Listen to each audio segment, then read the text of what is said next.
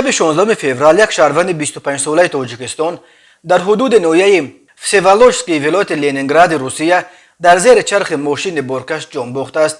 بنا به گزارش رسانه‌های محلی، راننده ماشین بارکش پریتسپدار تمغه والو ساکن 48 ساله جمهوری داغستان هنگام حرکت در داخل دهه توکاری در بین خانه‌ها از عهده اداره ماشین نبرآمده یک پیاده‌گر را پخش کرده است. پیاده‌گر به علت جراحت وزن جسمانی در جای صدمه جان داده است. گفته می شود قربانی صدمه یک مهاجر جوان از تاجیکستان بود که همگی 25 سال داشته ماه می سال 2021 برای مردکاری به روسیه آمده بود. دهه توکاری در فاصله همگی 8 کیلومتر از کناره‌های شرقی شهر سنت پترزبورگ و در فاصله 17 کیلومتر از مرکز این شهر جایگیر شده در سال آخر به یک مکان عمده بنیاد کاتج‌های بیرون شهری برای ساکنان پترزبورگ تبدیل یافته است.